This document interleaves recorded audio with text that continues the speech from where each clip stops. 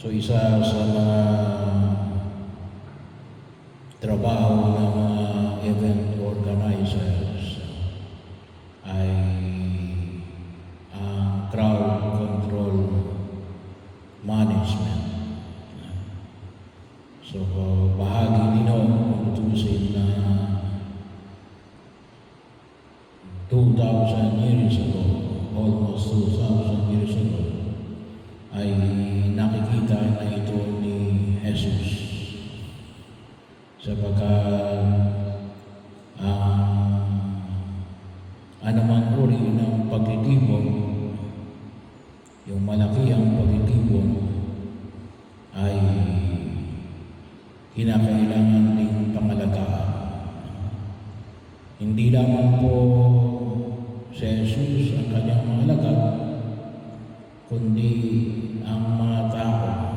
Kasi pumunta sila roon para mapakinggan si Jesus, mapagaling ang kanilang mga karamdaman, at mapalayas ang masamang espiritu.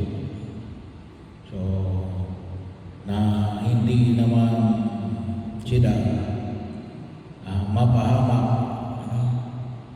Sapagkat kapag tumarami ang tao, ay kapag wala ang maayos na crowd control, ay pwede mo magkagulo at magkasakitan. Kahit nasabihin natin na hindi yun ang intensyon. So, kaya kinakailangan na ito ay pangalagaan. At tutusin, yun ay trabaho din ng nagpapa-event. Bahagi yun na kung saan kinakailangan ayusin. May mga bahagi na tayo ng kasaysayan na may mga event na nagdulot ng karahasan at pagkamatay ng mga nakikihalubilo rito. Kaya kinakailangan din itong pangalagaan. So bahagi din po ito ng pagkilos na nawa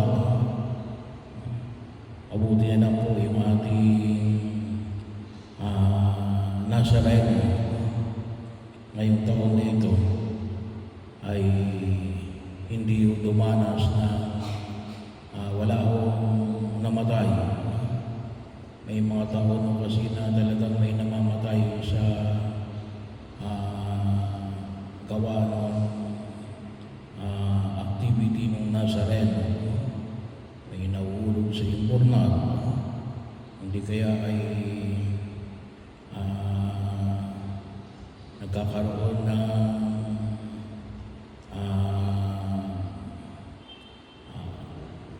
nawawalan ng hangin kasi dikit-dikit. Pero ito rin po yung bahagi na kung saan kinakailangan nating pangalagaan. Sapagkat sabi nga natin na ito isang pagpupulong, anumang uri ng pagpupulong o pagtitipon ng tao kapag napakarami na, ay baka hindi natin makontrol. Ang kinakailangan din natin pangalagaan ng bawat nakikibahagi, kasi lalong-lalo na hindi lang siguro sapagkat ito ay religious event. Ngunit ito ay sabi nga natin ay gathering of humanity. Tayo nagkatipon-tipon upang ipagdiwang ang buhay, hindi para magdulot ito ng kapahamakan at karahasan. Kaya ito rin ay dapat nating pinangangalagaan. Itong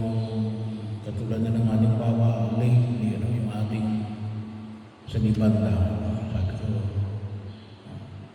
miss time pa lang ngayon, nagbabasa ka, naka-plastic yung tubig.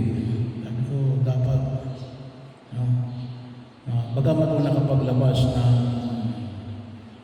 mga pamantayan, sabi ko, dapat na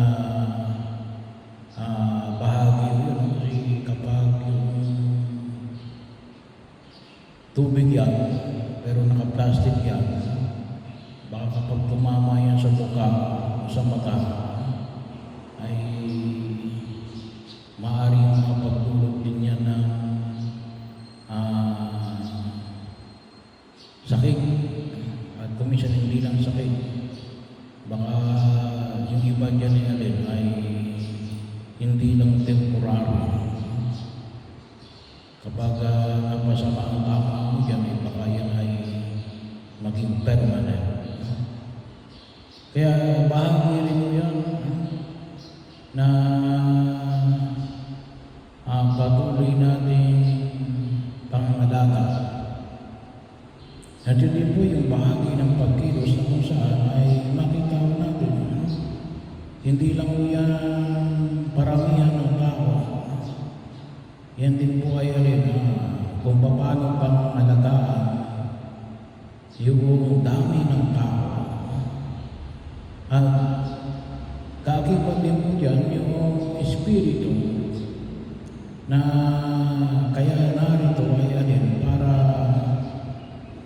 para gumaling, para mapasaayos ang katatayuan, para mapaganda yung kalagayan, hindi para mapahamak yung kanilang buhay sa pagkilos natin sa daigdig na ito. Bagaman sabi nga natin, ito ay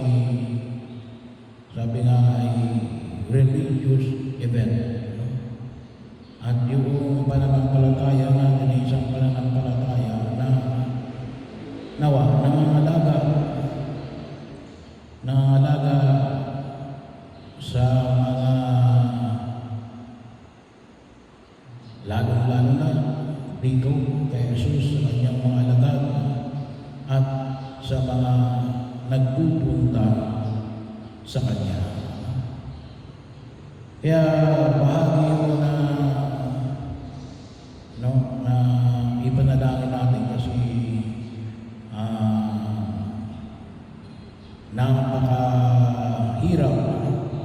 napakahirap po ang mag-manage ng crowd control. Kaya pagkakataon na nawarin, sana ay magkaroon din ng ganitong klase ng kaisipan ang lahat ng mga nakikiisa para maiwasan natin ang anumang uri ng kung tawagin natin ay kahirapan at hindi magandang mga pangyayari sa ating mga pagtitipon. Ay ito yung dalangin natin sa harapan ng buong Kapal. Nawa ay makita natin ang mas malawak na kaisipan sa mga